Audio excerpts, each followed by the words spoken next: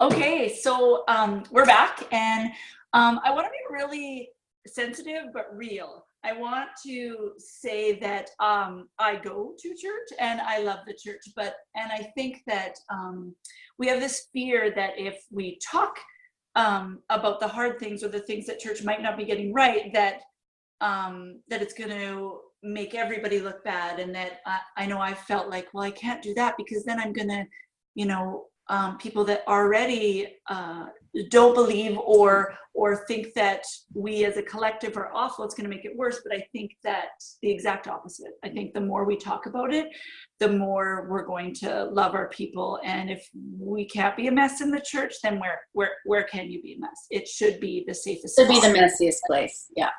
Yeah, exactly.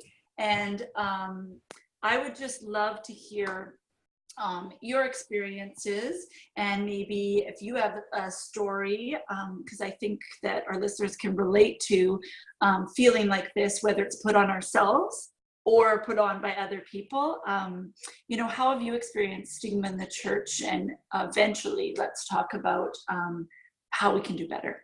Mm-hmm.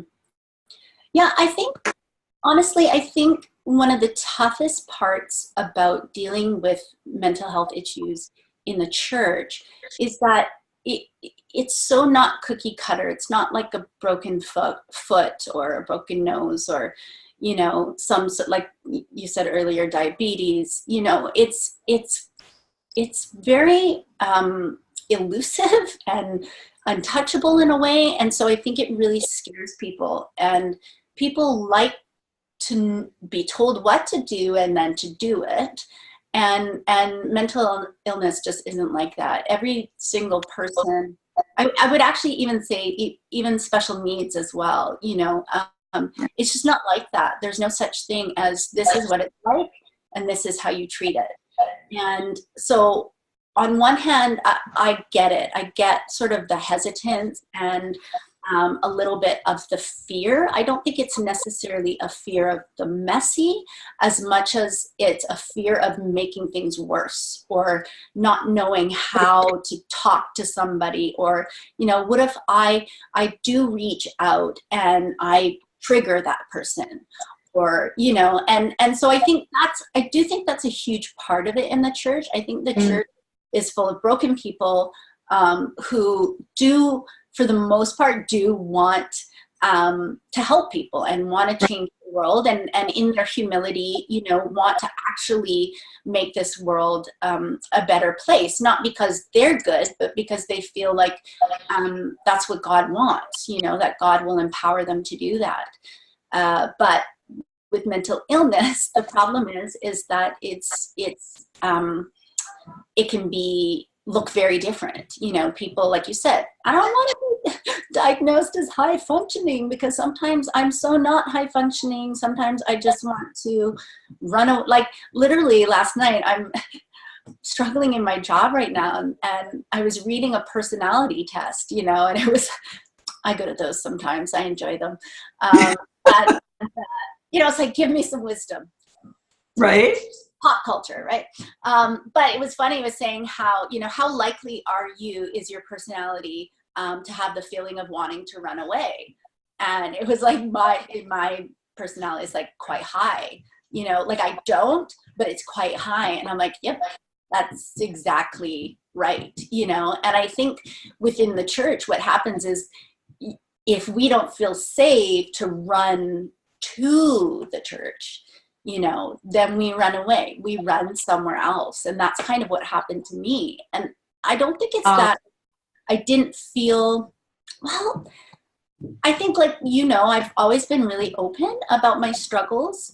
And I always knew that, it's not necessarily other people's burdens, it's for me and my family and stuff like that. But I just felt like there wasn't enough vulnerability in the church and willingness to just, like you said, be broken and be real and talk about like the nitty gritty kind of stuff. And again, I'll preface that with, I think it's more out of fear than necessarily that it's unattractive, And so for me, I ended up finding a not Christian counselor and participating in a program and some groups that aren't Christian. And I remember coming home, and my poor husband, he's a pastor of a church, and he's just, he always hears it from me. I got lots of critiques, try and balance it with, encouragement. But I remember when I was walking through this, and I was struggling with my faith as well, just saying, I don't understand why we can't make our churches a place where people can come and be so vulnerable that they're willing to cry and, be honest about what's going on inside their minds, and that we would just sit and support them and not try and fix it, but just be there for them. And, my husband he can be very wise. And he said, well, I don't think it's that it can't exist. He said, I just think it takes really intense community for that to exist, and people have to be willing to put in the time to spend together in order to feel safe enough to open up. And that actually really, it kind of stuck with me, because the fact was I was willing. I was doing like weekend workshops with these people, and spending a Friday, Saturday, and Sunday with them, once every 2 months. And that's intense, like it's an intense amount of time. And I think he was right. I think that's what allowed us to be vulnerable and open. Plus, we were all on the same page. We were all there going, okay, I don't like what I'm doing. I want to make a change in my life. But technically it should be full of people like that too. And so I do think it's a mix of the church's fault and our own lives being at fault. We're very, very, very busy and overscheduled and don't have time to create the type of community that it takes to really walk with someone and walk through something. And that would be my hope for the future, is that we can acknowledge that we are kind of called to live differently. And maybe that looks like not being as busy, maybe that looks like not, being so intense in pursuit of our career, but more intense in our intentions to pursue community and to care for each other. It says in scripture, don't give up meeting with one another and having dinner with each other. And, and it's funny because at the same time, the introvert in me just goes like, it's like, like, ew, and so, yeah, I think I get in my way. I think that the church as a whole, because we want to look, like you said, we want to look like we have the answers.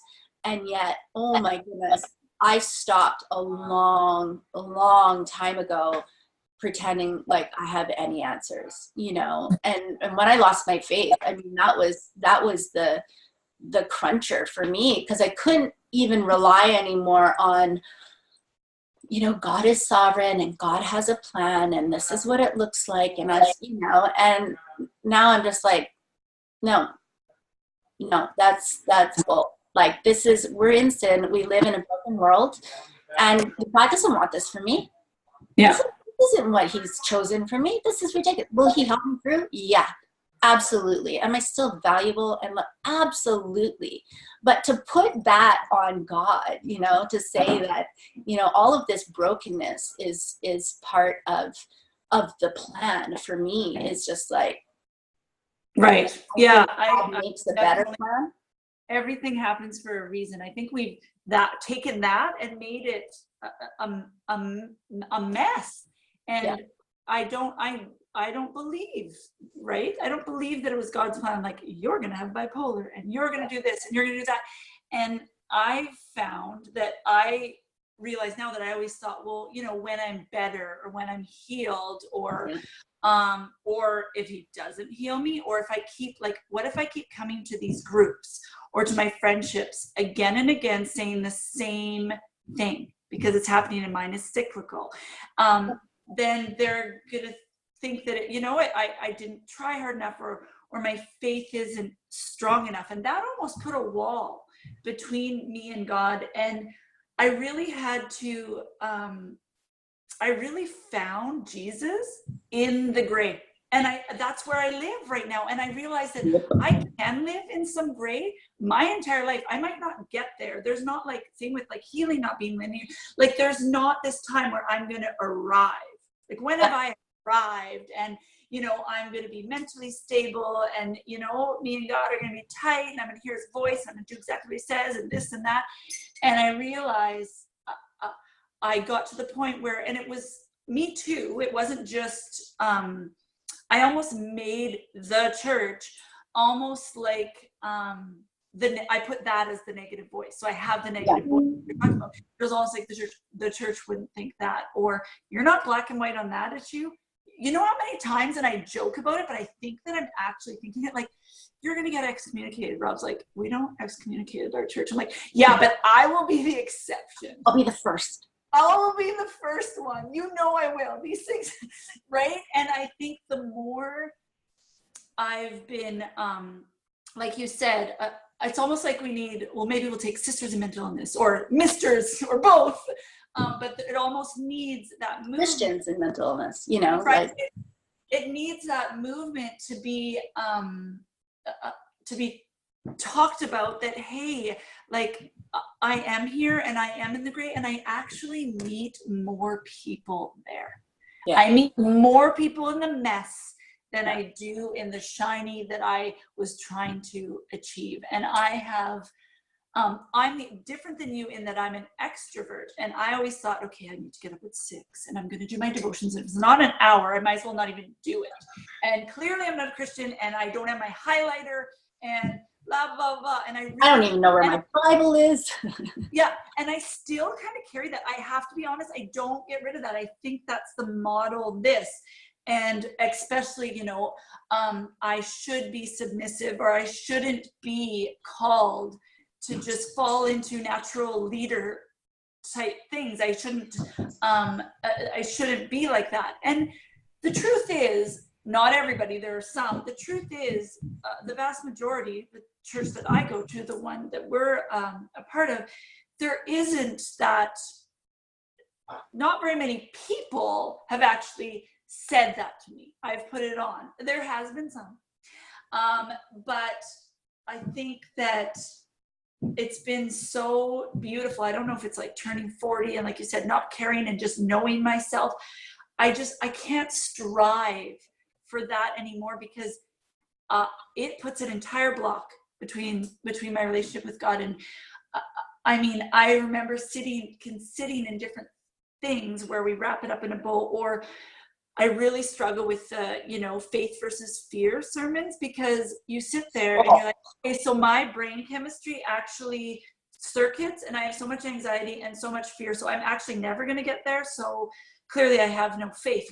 That's something we need to be very careful with. There's songs that we'll sing where it's like, you know, these affirmations, and for a long time, like, I just wouldn't even sing the line because I'm like, that's bull. Like, I can't sing that. I know you're in control and everything's okay. It's like, no, I don't believe, you know. And then finally now I'm like, okay, it's a prayer. It's a prayer for hope. It's a prayer, you know. It's not.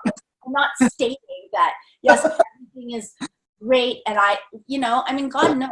Like, I literally begin anytime I pray, it's like, okay, God, I have no idea if you're real. Because, I mean, literally, it's how I start every prayer. Because there's always going to be a part of my heart that is in this earth, you know, that's here and grounded and goes, I can't see you. So there's a part of my brain that's always going to be in reality, in my body, you know, in the flesh. It's always going to exist. So God, there's a part of me that just doesn't get it. Yeah. But I also do believe. So, you know, and then moving forward, you know, from that, because it is you can't live in a time like this. And I would argue probably any time in the world, you know, and not feel alone and not feel really feel the weight of those questions of, God, where are you? And you certainly can't suffer and not tackle those questions, and I just think any church that's willing to, like you said, sit in that gray,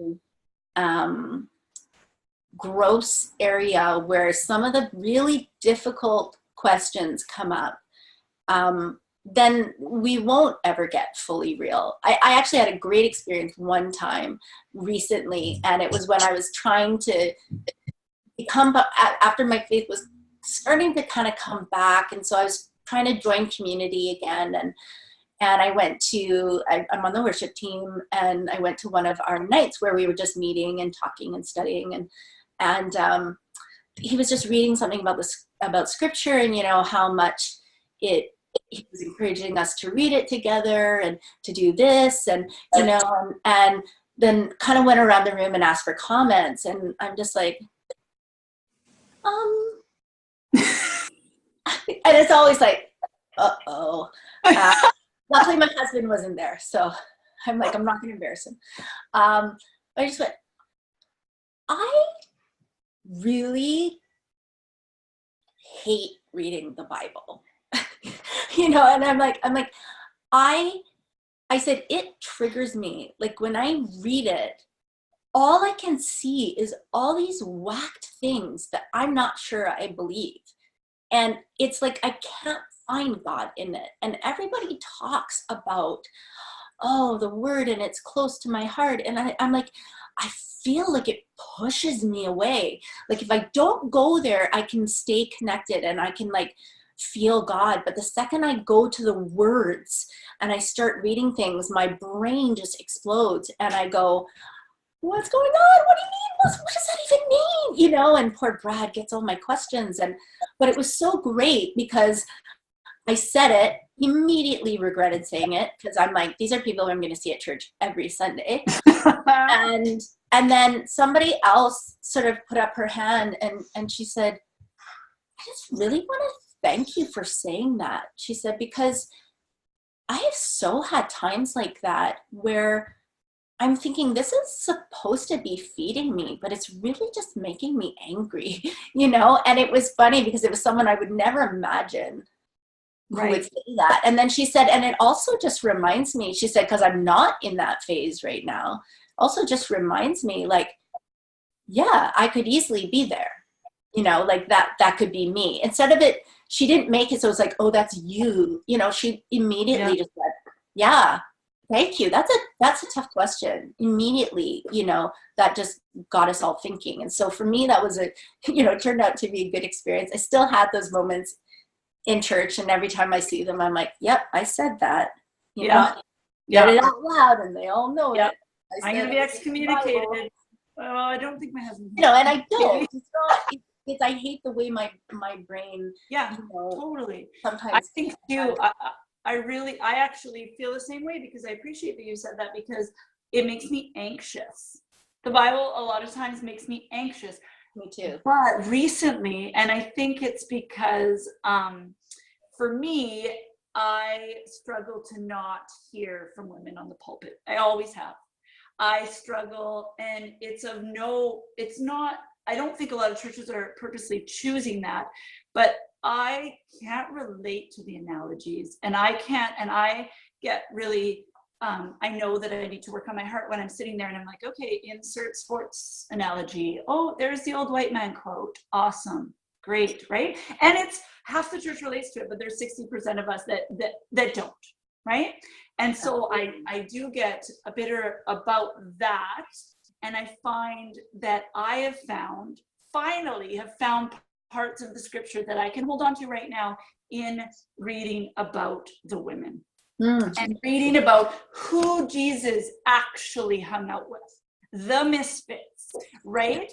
Absolutely. And I think that I always kind of stuff down, because we've made this word feminist sound so bad. We think bra burning, angry, hate men, right? Or if we look at the definition, you're kind of a jerk if you're not feminist, but whatever, because it's just equality, right? And I think that, like you speaking something out, I think that I can finally speak out that has been a huge thing that I've covered up, how I feel about that.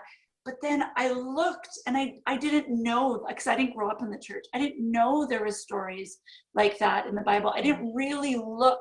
I always looked at what I was striving to be and not who Jesus really hung out with. Yeah, for sure. He would hang out with me. He would choose to hang out with me and in my questions, right? Like he would be like, you know, he even hung out with lepers who were actually contagious. I mean, that right? didn't even stop him, you know? Right. Oh, I get it. Okay.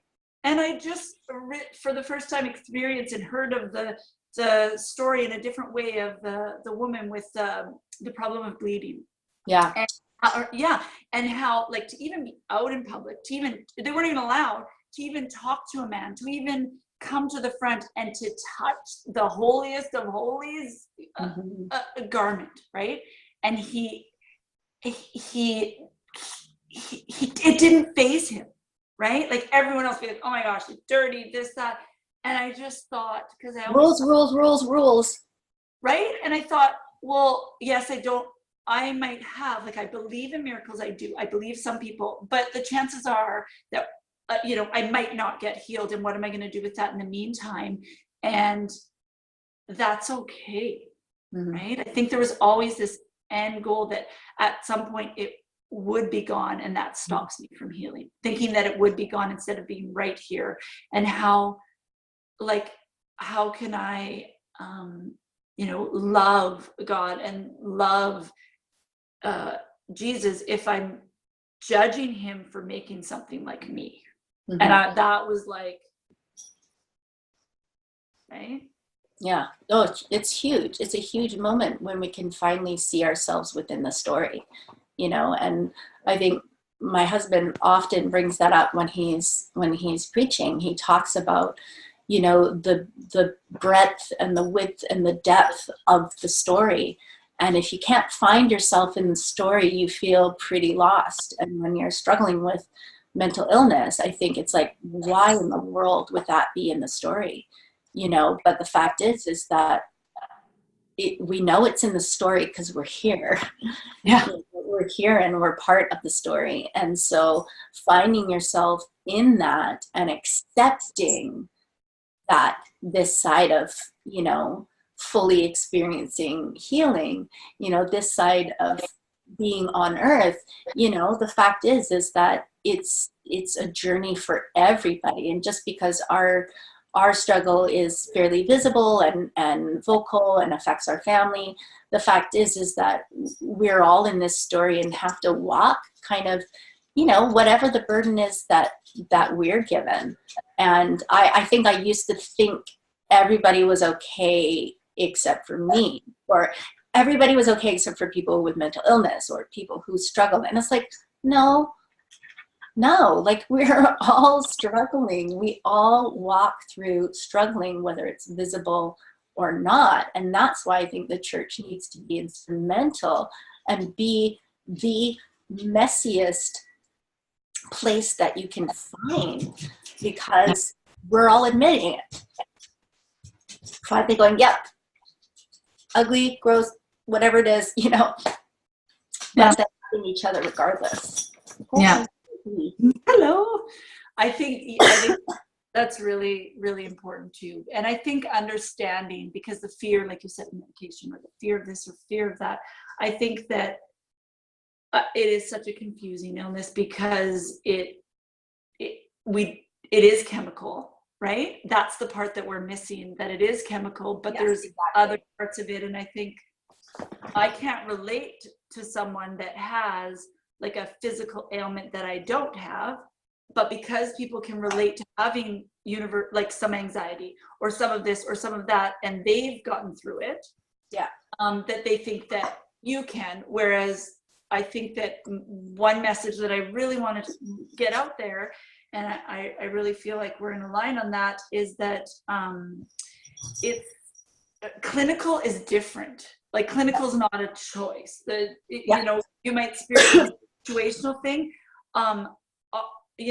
Our lives, like we are, like pretty great, right? Yeah. And I haven't had like trauma as a child or this or that. So then it's like you feel even guiltier. But I think helping people understand, and I've kind of been using this language. I've been talking about neurotypical and neuroatypical, because I find when I'm giving medical language to some of it, or if I say my cortisol, which is your stress hormone, I do that kind of levels are high, then people are actually like, what? Oh, instead of I use cortisol, otherwise I'm like, my cortisol is so high. I know.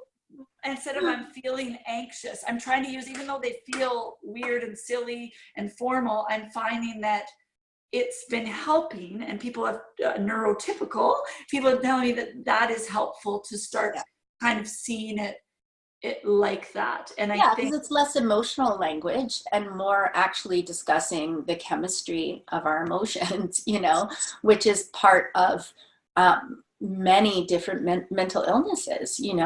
Our brain chemistry is crazily intricate, and one little bit off, can affect a person greatly.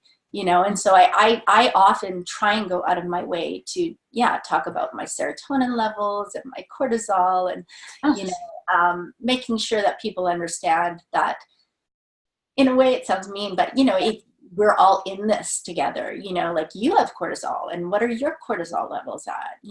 My serotonin levels tend to be low, and actually when they study the brain and people who, I'm obsessed with research and that kind of language too. And so for me, I'm strangely fascinated, I think, by all elements of it. I think there's an emotional component. I think there's a physical component, a medical component, chemical, it's a big old question mark that we're all having to walk through together, and so why not talk about it, right? It just seems so, I'm very thankful I live in a time where, people do have platforms like this to discuss it, because existing, in the 50s and 60s and being somebody who is struggling with depression, talk about stigma, right? And even how difficult it was to find help. So at least, I always like to find something positive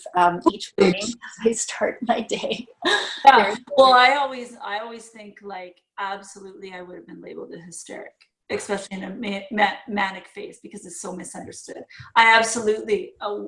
So that is a very weird way of thinking positive. That, well, that we even, when I get overwhelmed with how the stigma and everything like that, I try and think of how far we've come, and not always sit in how far we have to go. Yeah. Well, you know what? I would really love to end with, I don't know if you have a story or a time or something. I know that a lot of people just ask me, okay, Taylor, you talk about a lot what not to say, and what, some things I tend to focus on the things that have happened to me that are negative. What do you find, or is there a story, or has someone said something that you find is helpful? Yeah, definitely. I think my husband is my best friend, and we've been together since I was 14. We've been together a long time, but we've had to journey and grow together for sure. And I think one of the things I've learned over the last 5 years, it's kind of twofold. So it's not necessarily just, the onus isn't just on the other person, but number one thing is when you're moving into a difficult place or a sad time or a manic moment, is just find that person that you trust and admit it. Like just walking to it, even if it's like just starting, even if it's just, and if you have that one person, and the reason why my husband is that person is because he is the person who just goes, okay, that's okay. It's just for now, like let's deal with right now, and I'm the person who's looking in the future and thinking, well, what if, when my kids have kids and I'm a grandma, and, and he's like, yes, I do know. Let's just talk about right now and what we can do right now And the number one thing, honestly, is just not trying to fix it. Just don't try and fix it, because the fixing is complex. The fixing is involves many things, but being there and just listening. And my husband had to learn that didn't come naturally to him. Obviously, he's like, well, my wife is sad, I want to make it better. But he had to learn that it's not within his power to do that. He doesn't have the power or the control to change my emotions, to change my chemistry. And so just his willingness to go, okay, hey, tell me about it. Like, just talk about it. And that, of course, also means we have to be able to admit our humanity in those moments. And because often I don't want to admit I'm going into a hard day or a tough time, because I think it's gonna, if I admit it, then it's gonna make it happen and it'll make it worse. And the fact is that I've learned now over and over and over again, no, it's helpful. It's actually helpful to just admit I'm feeling down. This is what's running through my head, and just have someone listening. No answers. Yes, willing to drive you wherever you need to drive is always amazing. Like, I need to get myself to the doctor. Okay, I'll take you. Being helpful, yes, but just, the answers are so complex that I think all we really, really need is someone to walk through it with us. No one's alone, Yeah. Well, and I've found the most powerful thing that people have said to me, like, well, what do you need? And I was like, I don't even know. And then I'm like, well, me being an extrovert, experiencing it very differently, I don't isolate. I'm the opposite, is that I need to be with people because I don't want to be alone. And I think trying to understand, because a lot of people give me my space, they've heard with depression, meanwhile I want you to like double time check in on me, right? Make sure I'm still here. And I need to check in with you and ask you, is this thought? But then someone that's an introvert might just want you to drop off a meal at the door and not make you talk to them, right? So I think we do. I have heard, I do not experience this, but I have heard of these things. And like, what can I do? And just not try and fix it, because the fixing says there's something wrong, which gives me shame. And number one thing, just don't try and fix. You're not and just to know, like, be encouraged and know it's not your job. Like, it's not your job in God, it's not your job in this world. It was, you're called to just be there. And one of my greatest friends has been, she came along at one of the toughest times when I crashed about 5 years ago. And what was great was she was just available. And so on days when I knew I had to get groceries and I knew I had to, and I just couldn't, she'd be like, I'll come with you. So instead of going, you got to get the groceries, let's make a plan. She's like, I'll come with you. It'll be fun.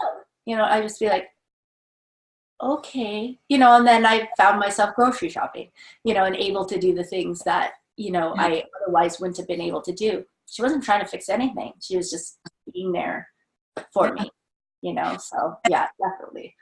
Sitting in it, right? Just sitting in it. I feel like if neurotypical people want to be shame slayers with us, just be with us. And I appreciate, especially if it's in relationship and in trust, I appreciate someone trying, even if they stumble over their words or say the wrong thing, or like call me crazy, or like, because we're in relationship, right? That makes me feel better than not saying anything at all, because you don't know. Right? Because that makes me feel like a scary weirdo. But or we want to talk about this. What can I say? Lovely weather we're having. I'm like, I don't like to talk about the weather. I just want to talk about real things. But I'm one of those, like, even though I'm severely introverted, I do, part of my survival, because I'm an actress, is really to blurt anyway, like I get it out there so that it's not so. I don't usually give people the opportunity to not say anything because Nice. oh, how are you doing? My favorite about you. That's my I'm favorite. like, I suck. Yeah. I'm having a crappy week. Or we're in the foyer of the church. It's always, I'm trying to be a bit more vet the people I just, I'm fine, you're fine, oh busy. I'm like, yeah, like I'm not fine. It's like they go to say the next thing that's supposed to say, and they're like, oh. Yeah, they have to stop themselves. Oh, she didn't say she's fine. What do I say now? I've now given myself permission.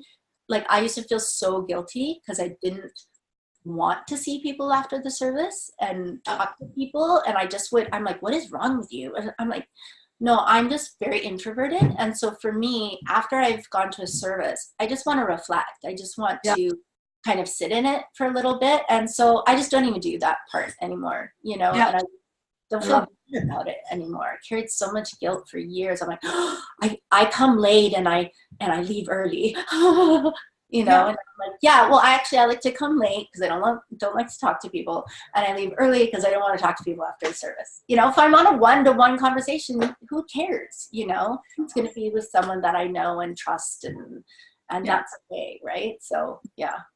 Oh, well, I so appreciate this, and it was so nice to connect. And I think that it's very powerful. People are going to connect to what you're saying, and I love that. And I think I need to get even more there and not always pick the safe people and just be real. And you've really inspired me to do that. And yeah, I just love you to bits, and I just thank you so much. Thank you for doing it. I think, it had to have been close to 5-6 years ago that we came up with that acronym, SIMI, Sisters of Mental Illness. And you were the one, right?